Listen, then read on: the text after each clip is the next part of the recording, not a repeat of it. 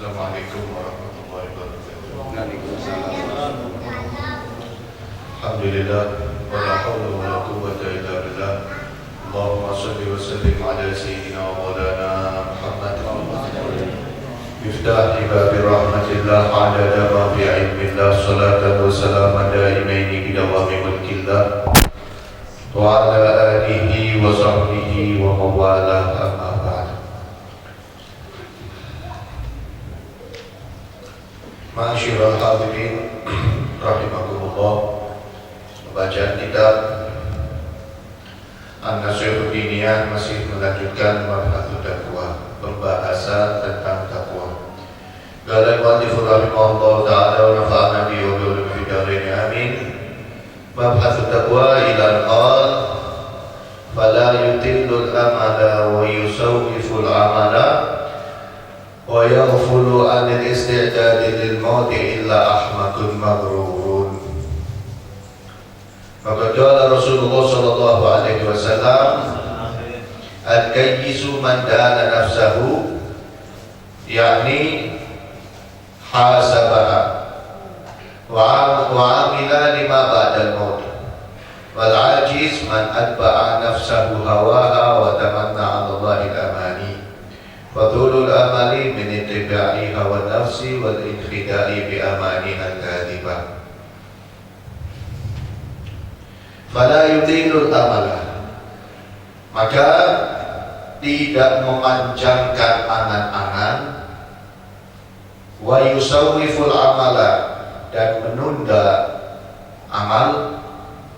Hidupnya selalu panjang angan-angan, merasa masih lama hidup di dunia, nah ini namanya panjang angan-angan. Merasa umurnya masih panjang, merasa matinya masih lama. Orang-orang kayak gini ini biasanya di antara tandanya dia hanya menjanjikan dirinya untuk melakukan amal soleh di masa yang akan datang. Contohnya, nah itu kadang disangka baik gitu. Padahal itu bukan perkara baik. Contohnya misalkan, contoh orang mengatakan, nanti insya Allah mulai tahun depan saya mau belajar Quran. Mulai tahun depan, mau nggak sekarang gitu. Nanti insya Allah seminggu lagi saya mulai tahajud. Tentu tidak sekarang, nunggu seminggu. Ini salah satu tanda orang yang panjang angan-angan. Itu jelek. Beda kalau sesuatu yang nggak mampu gitu, atau sesuatu yang terikat dengan waktu. Apa misalkan haji, kan nggak bisa setiap bulan naik haji. Tahun ini kalau saya masih punya umur, kalau saya masih ada umur dan ada rezeki, saya mau naik haji. Itu bukan panjang angan-angan, itu niat. Karena haji tidak bisa dilaksanakan setiap saat. Atau misalkan orang mengatakan, kalau saya punya uang banyak, saya bangun masjid. Kenapa kalau nggak bangun masjid sekarang? Ya karena belum punya uang. Ini namanya niat baik. Gitu. Kalau saya punya uang, saya akan naikkan haji orang tua saya, bapak ibu saya. Kenapa kau nggak dinaikkan sekarang? Satu, belum waktunya haji, yang kedua belum ada uangnya. Itu bukan panjang angan-angan. Panjang angan-angan itu kalau menunda amal yang seharusnya sudah bisa dilaksanakan. Kayak baca Quran, sholat tahajud, istighfar, taubat. Ada pemain judi misalkan, udah taubat nanti, kalau udah keluar semiliar baru saya taubat.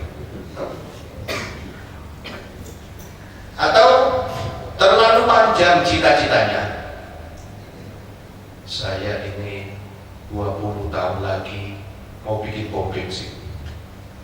20 tahun lagi. Terus ya mulai sekarang saya nabung biar 20 tahun lagi saya bikin pom bensin. Gak kalau ketemu 20 tahun. Kalau terus gak boleh nabung, boleh, tapi jangan panjang angan-angan. Wa yusawwiful amal, orang panjang angan-angan konsekuensinya yang kedua ini, pasti menunda amal. Itu tadi. Karena merasa masih mampu, merasa masih lama punya uang, dan dia sudah mampu untuk naik haji, gak mau naik haji. Kenapa? Diputar dulu uangnya buat bisnis. Nanti untungnya baru buat haji, gak bakal selesai. Nanti untungnya putar lagi, nanti kalau tambah banyak saya mau daftar haji, gak ada selesainya. Akhirnya dia beralasan percuma daftar haji, daftar antrinya jam 40 tahun, mendingan buat bisnis saja semuanya, gak ada selesainya.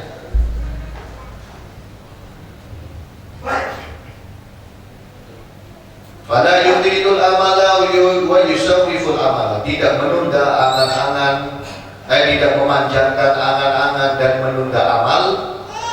Wa yafudu anil istidadi lil maut, dan lupa dari bersiap-siap untuk mati. Hidupnya nggak ada sama sekali mempersiapkan diri untuk menjemput kematian. Sebagaimana kita bahas bersama, mati itu tergantung kebiasaan hidup. Nah, kalau orang pengen meninggal dalam keadaan baik, ya mestinya siap-siap untuk menjemput kematian, siap-siap agar ketika kematian itu datang, dia meninggal dalam keadaan baik. Dengan apa siap-siapnya? Berusaha semaksimal mungkin istiqomah melakukan amal soleh dan menjauhkan diri sejauh-jauhnya dari perbuatan maksiat. Ini namanya orang yang berusaha untuk mendapatkan husnul khatimah. Nah ini enggak, kalau orang panjang angan-angan, dia akan menunda amal. Kalau orang sudah panjang angan-angan dan menunda amal, dia akan lupa untuk siap-siap didatangi kematian. Nah orang yang seperti itu, illa ahmadu maghrurun, tidak panjang angan-angan dan tidak menunda amal soleh serta lupa dari siap-siap untuk mati, illa ahmadu maghrurun, kecuali orang bodoh yang tertipu. Jadi orang yang panjang angan itu orang bodoh. Orang yang panjang angan yang suka menunda amal itu bukan orang pinter. Itu orang yang dia bukan pinter dan tertipu oleh hawa nafsunya. Na'udzubillah min dzalik. Kita koreksi diri kita termasuk orang cerdas atau orang bodoh. Jadi ukurannya orang cerdas itu yang tidak menunda amal, yang selalu melakukan hal-hal baik agar meninggalnya dalam keadaan baik. Itu orang cerdas yang tidak terlalu panjang angan-angannya menunda amal dan lupa dari siap-siap untuk kematian. Itu orang cerdas. Jadi orang cerdas itu bukan ukurannya S3, bukan, atau S7 misalkan, bukan. Tapi profesor doktor, oh berarti cerdas nanti. Profesor dokter misalkan, oh berarti cerdas nanti. Bagaimana dia hidupnya? Panjang angan-angan enggak? Suka menunda amal soleh enggak? Lupa dari siap-siap untuk mati enggak? Oh ternyata dia profesor dokter tapi sholatnya bolong-bolong. Berarti bukan orang cerdas.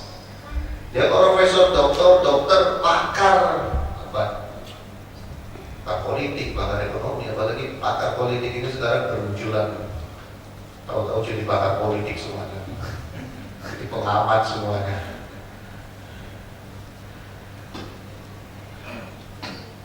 Maka kala Rasulullah SAW, dan telah bersabda Rasulullah SAW, al-kayyisu, orang cerdas. Ini definisi orang cerdas menurut Nabi SAW. Al-kayyisu, orang cerdas adalah mandana nafsah, orang yang selalu menghitung-hitung dirinya sendiri. Al-hasabah, menghisap dirinya sendiri, gak mau menghisap orang lain. Itu orang cerdas. Oh fulan ini akhlaknya kurang beres, nah, itu bukan orang cerdas. Wah fulan ini hidupnya ngawur, itu bukan orang cerdas. Orang cerdas itu ngitungnya diri sendiri, dia gak mau urusan dengan orang lain. Mau orang lain baik, mau orang lain perbuatannya jelek, yang penting dia ngitung dirinya sendiri. Oh berarti gak dakwah, beda. Dakwah dengan menghitung-hitung itu beda. Menghitung itu dia ingat semua kesalahan orang lain, itu gak boleh. Itu dosa hukumnya. Atau mencari-cari kesalahan orang lain, itu dilarang. Atau mengumbar kesalahan orang lain, kesalahan orang lain diceritakan di hadapan orang banyak, itu dosa. Itu namanya ghibah. Yang namanya dakwah, lihat orang salah didatangi. kemudian ditutup kesalahannya. Itu dakwah. Lihat misalkan ada orang salah baca, tidak tadi pelan-pelan sampai bacaannya benar, kemudian cerita sama yang lain. Ini namanya dakwah. Lihat orang sholatnya salah menurut hukum fikih, diajar dia benar, ini seperti ini, seperti ini, seperti ini. Kemudian diam, dia nggak cerita sama orang lain. Dan nasihati orang ini jangan sampai di depan orang banyak. Misalkan ya, kita lihat ada orang sholatnya salah, sholat maghrib jamaah rame-rame, salam langsung dibantai, kamu sholatnya salah, semua sholat dengan semua malu kan. Orang-orang mengatakan an-nasihat indal al-fadhoha, memberikan nasihat depan orang umum itu bukan nasihat, tapi cuma bikin malu. Gak bakal manjur itu nasihat. Yang ada, yang dinasihati sakit hati dan gak merasuk nasihat. Pelan, dengan lemah lembut, kemudian ditutup kesalahannya. Ini namanya dakwah. Di luar itu dia lupakan kesalahan orang lain. Di luar itu dia tutup mata dari kesalahan orang lain. Dia selalu mengoreksi kesalahan dirinya sendiri. Ya Allah, saya sholatnya belum khusyuk. Ya Allah, saya istighfarnya masih sedikit. Ya Allah, saya matanya masih suka tidak kiri. Ya Allah, saya masih sering riba. Ya Allah, saya masih sering bohong. Ya Allah, saya baca Qur'annya masih jarang merenungi makna-maknanya. Terus seperti itu. Itu namanya orang cerdas menurut Nabi SAW. Kalau kita punya toko, kemudian teman kita punya toko, kira-kira kita mau ngitung keluar masuknya barang dan uang yang ada di toko kita atau tokonya orang lain? Pasti kan tokonya kita sendiri, dagangan kita sendiri dihitung masuk berapa, keluar berapa, gulakannya berapa, jualnya mesti berapa, terus nanti ongkos lain-lain itu berapa. Ketika ada teman kita datang, tolong hitungin dagangan saya, kira-kira mau apa kan? Nggak mau. Mungkin kita akan mengatakan, ya kan, saya lagi sibuk. Atau setidaknya kita akan mengatakan, wah di biro. Kenapa? Ya, mendingan hitung dagangannya sendiri daripada hitung dagangannya orang lain. Mungkin kita kasih tahu atau kita ajari cara hitungnya ini seperti ini, dia sampai hitung sendiri. Dagangan pun kita nggak mau hitung punya orang lain. Lah kok kesalahannya orang lain kita hitung-hitung? Lah kok dosanya orang lain yang kita ingat-ingat? Lah kok aibnya orang lain yang kita simpen? Bukan aibnya sendiri, bukan kesalahannya sendiri, bukan kekurangannya sendiri. Mestinya aibnya sendiri yang kita lihat. Mestinya kekurangan sendiri yang kita ingat-ingat. Mestinya kesalahan sendiri yang kita hitung-hitung. Mestinya dosa sendiri yang kita kisah, bukan orang lain. Kalau orang lain sudah ada tugasnya raqib atid, kita mau ganti ke raqib atid.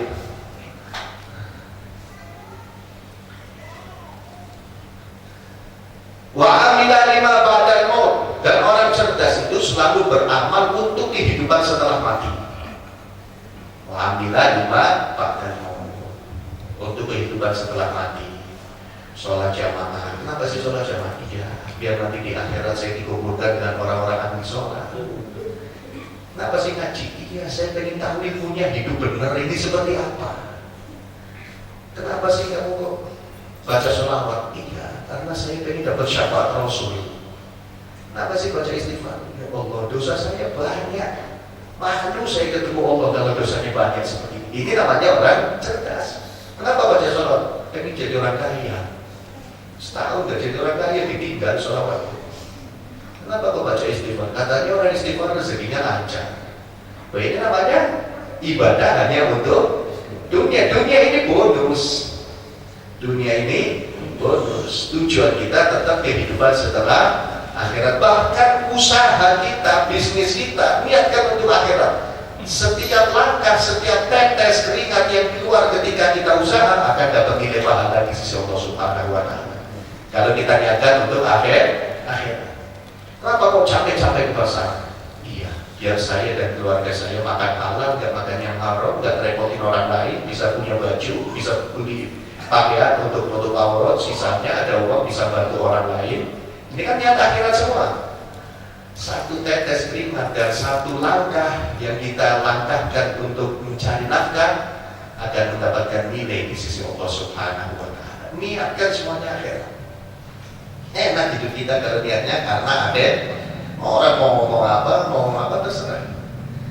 Al-Habib Hasan Baharun beliau selalu mengatakan kepada murid-muridnya, imshi fi thoriqillah fala tubali ahad fa inna likulli syai'in mubghidan wa muhibban. Jalanlah di jalannya Allah, maksudnya jalan yang diridhoi oleh Allah Subhanahu wa Ta'ala. Ngaji, sholat, puasa, zikir, bantu orang lain, akhlak sama orang lain, hormat sama orang lain, rendah diri di hadapan orang lain mencaci, biarkan, jangan ikut-ikut mencaci orang lain, merendahkan, biarkan, jangan ikut-ikut merendahkan. Fala tubali ahad, jangan menghiraukan satu orang pun. Maksudnya jangan mencari penilaian manusia satupun. Kenapa Pak? Inna likulli syai'in mubghidan wa muhibban. Karena segala sesuatu pasti ada yang suka, pasti ada yang enggak suka. Yang penting niatnya karena Allah, sisanya pasrahkan kepada Allah Subhanahu wa Ta'ala. Wal ajiz, dan orang lemah yang bukan orang cerdas, itu apa tandanya? Man atba'a nafsahu hawaha, adalah orang yang mengikutkan nafsunya terhadap hawanya, terhadap keinginannya. Dia gak ngurus mau halal, mau haram, mau merugikan orang lain, apa yang penting hawa nafsunya terpuaskan. Ini orang lemah. Punya duit pesta, mabok, judi, dinasehati, urusan saya, duit saya. Punya duit, sombong, dia pamer kekayaan, nggak lihat tetangganya ada yang kelaparan, nggak lihat tetangganya ada yang lagi membutuhkan. Kan saya yang capek ya, saya mau menikmati benar, tapi tetap ada aturannya di situ. Karena kita hidup ini harus taat kepada Allah Subhanahu. Kalau cuma mengikuti hawa nafsu, ya kita sama seperti bahaim. Balahum Allah, na'udzubillah. Kita sama seperti hewan-hewan, bahkan lebih sesat dari hewan kalau hidup cuma mengikuti hawa nafsu. Dikatakan makhluknya Allah ini secara garis besar ada 3 golongan. Khalqun lahu aqlun wa lahu syahwatun. Khalqun lahu aqlun wa laysa lahu syahwatun. Wa huwa al-malaikah. Makhluknya Allah yang punya akal dan gak punya syahwat. Jadi dia gak punya keinginan, tapi bisa berpikir. Siapa mereka? Mereka malaikat. Malaikat bisa berpikir, tapi gak punya syahwat, gak punya keinginan. Sehingga gak ada malaikat pengen makan, gak ada malaikat pengen minum, gak ada malaikat pengen nikah, karena memang gak punya syahwat. Gak ada malaikat pengen istirahat, gak ada. Jadi malaikat ada yang diciptakan dari mulai diciptakan sampai nanti hari kiamat sujud, ya sujud terus, gak ada capek-capeknya karena gak punya syahwat. Ada malaikat yang dari mulai diciptakan sampai hari kiamat tasbih, ya tasbih terus karena memang gak punya rasa capek, gak punya bosan. Malaikat. Yang kedua, khalqun lahu aqlun, khalqun lahu syahwatun wa laysa lahu aqlun. Makhluknya Allah yang punya syahwat tapi gak punya akal. Makan, minum, kawin, suruh mikir gak mau, gak bisa, memang bukan gak mau. Siapa itu? Hewan, kerbau, kambing, sapi. Mereka makan, mereka minum, mereka kawin, mereka tidur. Tapi suruh mikir, gak mau. Bukan gak mau, gak bisa. Suruh belajar matematika, gak bisa. Suruh belajar apapun, gak bisa. Karena memang sama Allah gak dikasih akal. Wa khalqun lahu aqlun wa lahu syahwatun. Nah, yang ketiga ini yang paling lengkap, makhluk yang punya akal dan punya syahwat. Siapa mereka? Wa huwal insan, manusia. Faman ghalaba aqluhu ala syahwati fa huwa afdalu minal malaikah. Barang siapa yang akalnya bisa mengalahkan syahwatnya, dia lebih mulia dari malaikat. Jadi ada manusia yang lebih mulia dari malaikat. Kalau malaikat istiqomah ibadah lumrah karena nggak punya syahwat. Ini ada manusia istiqomah ibadah kan berarti luar biasa. Dia punya syahwat tapi bisa istiqomah. Faman ghalabat syahwatuhu ala akli fa huwa akhbathu minal hayawan. Dan barang siapa yang syahwatnya mengalahkan akalnya, dia lebih jelek daripada hewan. Na'udzubillah. Nah, bagaimana caranya biar akal kita bisa mengalahkan syahwat kita? Ingat, kita ini hidup sebentar lagi mati. Ngapain cuma puas-puasin hawa nafsu kalau sebentar lagi juga mati?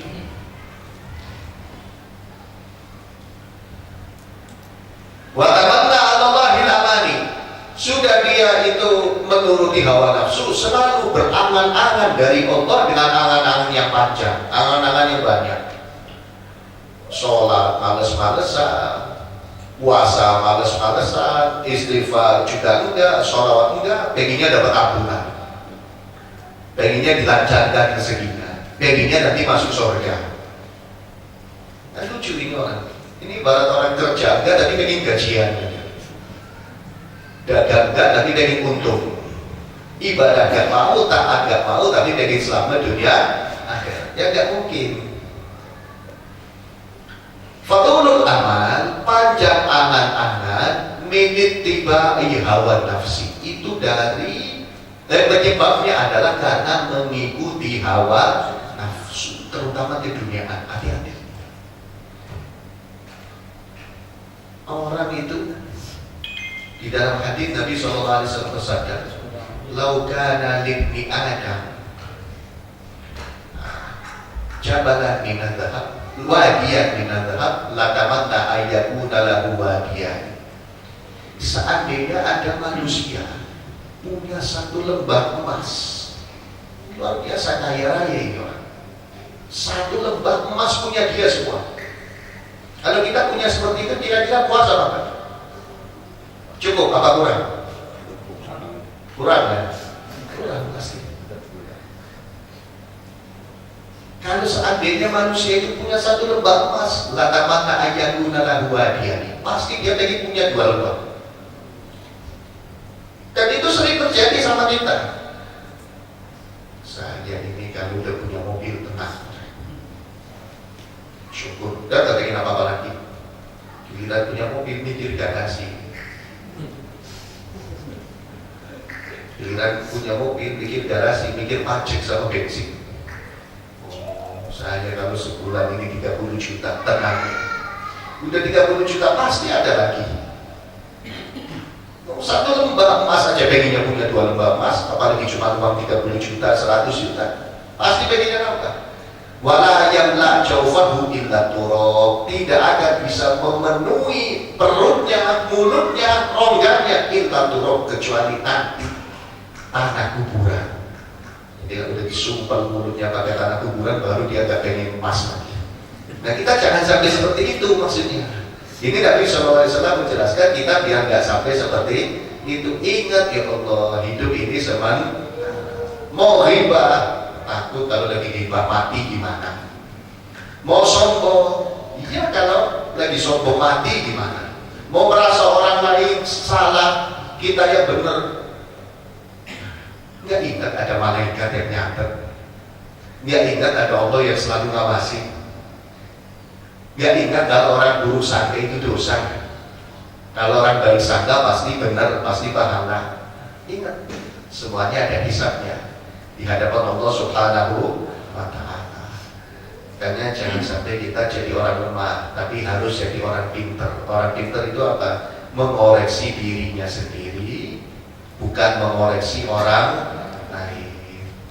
Dan amalnya, pekerjaannya, ibadahnya, semuanya untuk pegang kehidupan setelah mati. Itu orang pintar. Wa inhidai bi amani hal kadibah.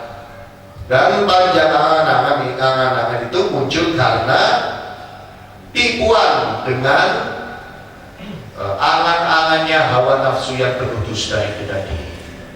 Angan-angan penuh dusta itu angan-angan yang tanpa dibarengi usaha. Gak usah jauh-jauh, kita harus Bisa nggak hausnya kita hilang tanpa kita minum? Enggak. Ya haus terus kalau kita nggak minum. Kalau mau minum, duduk nunggu ada air netes di mulut kita. Sampai kapan kira-kira? Enggak, kita harus bangun dari tempat duduk kita, cari gelas, cari air, kita tempati air di gelas, kita minum, baru hausnya hilang. Kita lagi dapat rahmat Allah, ya kita bangkit dari kemalasan, kita bangkit dari kemaksiatan, kita jauhkan diri kita dari perbuatan dosa, dekatkan diri kita kepada Allah Subhanahu wa Ta'ala. Dan alhamdulillah kita dipilih oleh Allah sebagai umat Nabi Muhammad, umat yang selalu dimanja oleh Allah Subhanahu wa Ta'ala. Kita dekat kepada Allah, Allah jauh lebih dekat kepada kita. Kita ingat kepada Allah, Allah akan curahkan kasih sayangnya kepada kita. Kita ahli maksiat, dosanya numpuk, mau bersimpuh taubat, tetap diampuni oleh Allah Subhanahu wa Ta'ala. Yang penting jangan sampai kita merasa hidupnya masih lama. Ini malapetaka, ini sumber malapetaka. Kalau merasa hidupnya masih lama. Wa qala ba'du salafi shalih radhiyallahu anhum la ra'aitumul ajala wa masirahu al-aghradumul amala wa ghururahu. Qala ba'du salafi shalih, dan telah mengatakan sebagian ulama pendahulu yang soleh radhiyallahu anhum, mudah-mudahan Allah meridhai mereka. Apa yang dikatakan oleh sebagian ulama itu tadi? La ra'aitumul ajala wa masirahu. Seandainya kalian menyaksikan ajal, wa masirah, dan jalan menuju ajal, la-abghadtumul amala wa ghurur, niscaya kalian akan benci angan-angan dan tipu daya. Kalau kita melihat hakikatnya orang yang lagi ajal datang itu seperti apa, lagi nazar itu rasanya seperti apa, kita bisa tahu benar-benar, dan kita bisa tahu prosesnya menuju ajal itu sakitnya seperti apa. Pasti kita benci angan-angan. Udah saya nggak mau angan-angan apa lagi, yang penting saya punya husnul khotimah udah. Wah buruk, tipu dayanya angan-angan, udah kita akan benci semua. Makanya sesekali kita lihat orang yang meninggal gitu, kita lihat wajahnya, kita ingat kemarin masih hidup, tahu-tahu sekarang udah gak ada, kita akan seperti itu. Apalagi kalau melihat prosesnya orang dicabut nyawanya, kan kelihatan banget susah. Mudah-mudahan kita termasuk orang yang gampang dicabut. Ada satu riwayat pernah ada seseorang itu mimpi berjumpa Nabi Sallallahu Alaihi Wasallam. Di dalam mimpinya orang tadi bertanya kepada Nabi, ya Rasulullah, bagaimana rasanya di saat engkau sedang dicabut nyawanya? Ini Nabi yang ditanya. Nabi mengatakan, rasanya seperti hewan hidup yang dikuliti. Ini Nabi SAW. Bagaimana dengan kita? Mudah kita husnul khotimah, selamat dunia akhirat. Dan itu pasti kita ketemu itu, kita pasti ketemu kematian. Bagaimana akhir? Wallahu a'lam bishawab.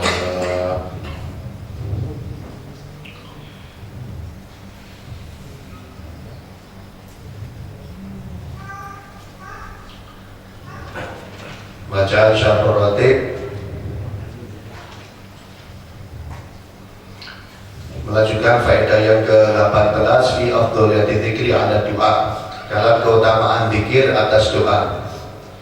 Ila qal wa haditsu Ahmad wa Tirmidzi aidan, ayyul ibadi afdalu 'inda Allah yawm al-qiyamah, qala adz-dzakiruna Allah katsiran. Qultu ya Rasulullah wa minal ghazi fi sabilillah, qala daraba bi sayfihi fil kufari wal musyrikin hatta yankasira wa yakhtatiba daman, lakana dzakiruna Allah afdala minhu, lakana dzakiruna afdalu minhu darajatan, lakana dzakiruna afdala minhu darajatan. Dan sebuah hadis riwayat Al-Imam Ahmad dan Tirmidzi, di mana ada orang yang bertanya kepada Nabi SAW. Orang tadi mengatakan ayyul ibadi afdalu indallah yaumal qiyamah. Hamba seperti apa yang paling afdal di sisi Allah nanti hari kiamat? Qal az-zakirullaha katsiran. Nabi menjawab, hamba yang paling afdal nanti di hari kiamat adalah orang yang banyak zikirnya kepada Allah. Orang yang zikirnya kepada Allah banyak, itulah orang yang paling afdal nanti di hari kiamat. Qultu ya Rasulullah wa minal ghazi fi sabilillah. Orang tadi mengatakan, ya Rasulullah, apakah dia lebih afdal dari orang yang berperang di jalan Allah? Orang yang zikirnya paling banyak itu kan paling afdal derajatnya di sisi Allah Subhanahu wa ta'ala. Akhirnya sahabat yang tanya tadi bertanya lagi kepada Nabi, sama orang yang berperang di jalan Allah, masa Nabi afdal ahli zikir? Dan Nabi bersabda, lau daraba bisayfihi fil kuffari wal musyrikin. Seandainya orang yang berperang di jalan Allah itu tadi memukul dengan pedangnya kepada orang-orang kafir dan orang-orang musyrikin, hatta yang kasiro, sampai pedangnya itu tadi pecah, saking dahsyatnya pukulannya. Wa yahtadi badaman, dan muncrat darahnya orang yang dipukul.